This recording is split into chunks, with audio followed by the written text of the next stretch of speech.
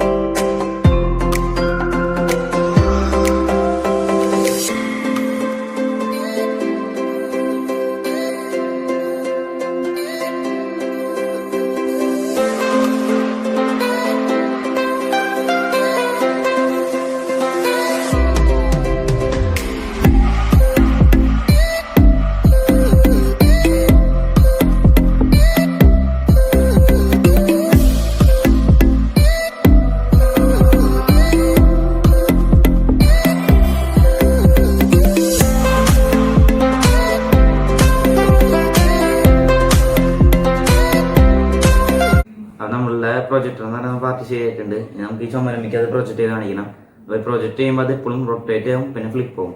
Flip ആവുന്ന വെച്ചാൽ നമ്മുടെ മിററിൽ കാണുന്ന പോലെ തിരിഞ്ഞിട്ട് അവയിൽ കാണിക്കാം.